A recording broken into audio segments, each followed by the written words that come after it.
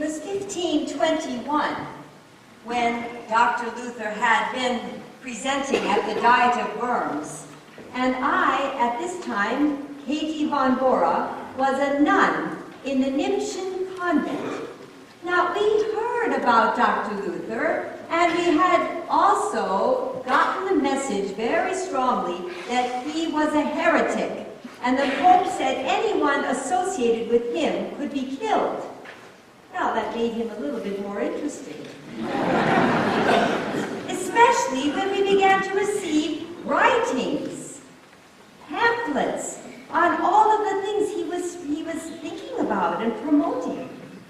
And this was quite unusual. Why would we receive his writings there in the convent? Well, maybe the abbess herself was interested.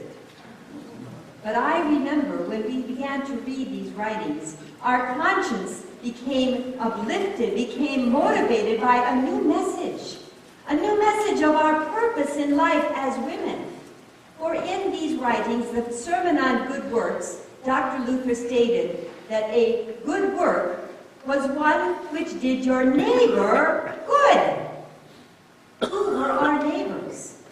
I hear you're having this wonderful outpouring of help to the poor, and we had taken a vow of poverty ourselves. But now we began to think not about how less we would become so that Christ would become rich, but how could we help some of the poor in our world outside those stone walls? When Luther said we must not live for ourselves, but live for all humanity, we nuns began to be concerned about where was humanity there in the convent. Why, we spent most of our time beating the sin out of ourselves, praying on our knees for hours, and taking vows of silence. Why, we were not even allowed to speak to our sister nuns.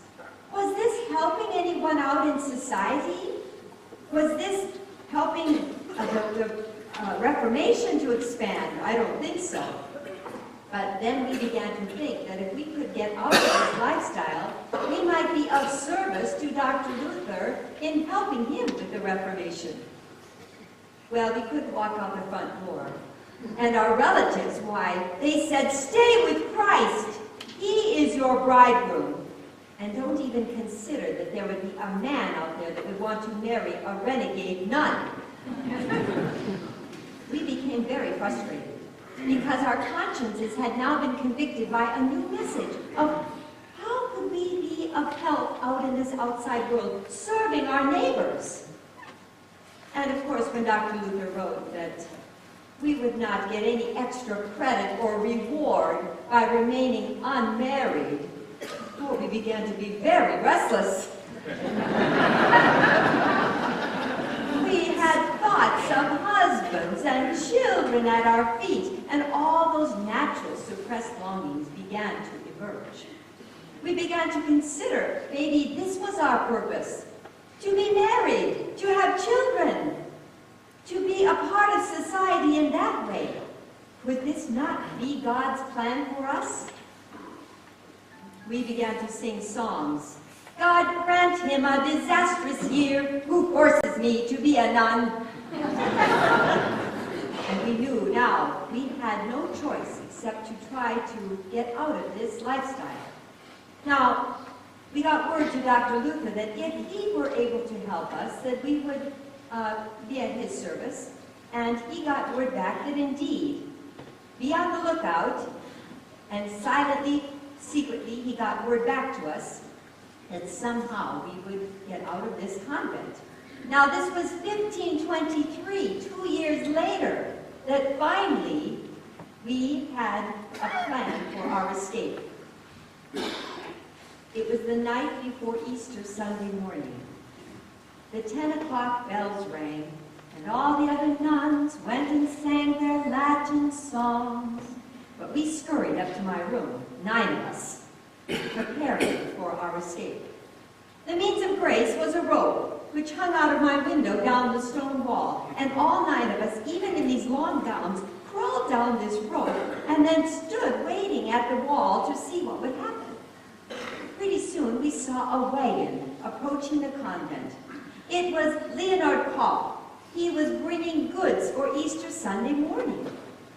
And we thought, this must be our way of salvation. And so we crept through the grass and saw the moon shining on the courtyard. And pretty soon he said, ladies, quickly, climb on.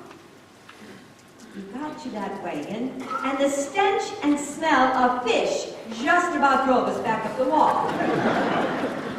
Fortunately, they were empty, but they were smoked herring barrels.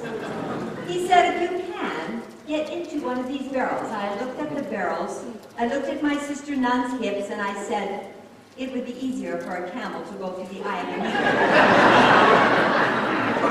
needle. He said, never mind, just quickly climb in, get next to these barrels, and he covered us with the tarp.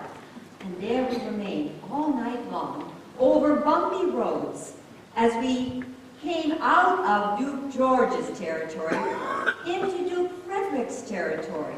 Duke Frederick was the man who had helped Dr. Luther escape to the Wartburg Castle after the Diet of Worms. And we knew that we would be somewhat safe once we crossed that border. They didn't care about a wagon of stinking fish anyway, and we got through the border and into Torgau, Germany. Now it was Easter Sunday morning, and the bells of resurrection were pealing from the church steeples, and we saw the sun gleaming, and we were so excited we burst up out of our tombs. I need the herring barrels. And we sang, Hallelujah, Christ is risen, Hallelujah, Christ is risen. For now we were free Christian women, but we were in a secular world, and we were so Katy, excited. You may have been free, but now I was not free. For up to this point, what was my responsibility on a Sunday morning? It was to preach the gospel of Jesus Christ, to raise up faith in Him. And what did I find on my doorstep? But these 9 women. And a wretched lot they were, too. They wanted me to raise up husbands for them. And not only did they smell like stinking fish, but all they could do was pray and sing. So I had to go among my friends and try to persuade them to marry one of these renegade nuns. I worked so hard at it, I almost came to believe in marriage for myself. Now wait a minute, that wasn't the only reason you finally decided to get married. You're right, Katy, I don't have a heart of stone. I'm a man of flesh and blood. Well, our 6 children were proof of that. But I recall, after 2 years' time, you still had not found a suitable husband for me. Now, I was very particular, and I wasn't just going to marry any local priest or teacher from the Wittenberg University. I wanted to marry someone who was upstanding. Well, I used those 2 years living in the home of Lucas Cranach. He was the famous painter at that time and a very good businessman. He taught me everything I needed to know about household management and taking care of orchards and the barnyard. It was a marvelous 2 years' time. Now, I was ready to be married.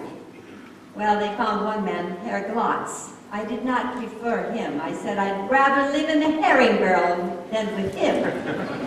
But your friend Armstrong, he finally came to me and said, Katy, what kind of a man are you looking for? I said, someone like you, or perhaps Dr. Martin Luther. Now, when he came back to you with my proposal for marriage, were you not flattered I would even consider you? At the time, I was making such a stink for the Pope in Rome, I completely neglected the odor around myself. I would wake up in the early morning hours for 2 or 3 hours of prayer. I had 2 secretaries to take care of correspondence. There were meetings to attend, to worship services, counseling. By the time the day came to an end, I fell into bed completely exhausted, without hardly a thought for bathing or changing my clothing. As a result, I smelled like a skunk. So when I discovered that Katy had some interest in me, I decided to change my ways, and I took to bathing more frequently, and even changed my clothes once a week.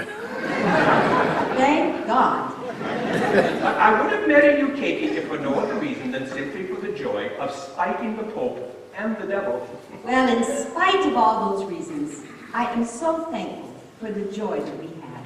And we had joy because in this relationship between a monk and a nun, God showed the entire world how gracious he could be to such difficult people to live with as Martin and Katy. And if there was hope for us, there was hope for others as well. May God bless you as you give witness to others how bad your relationship is, that others take hope thereby.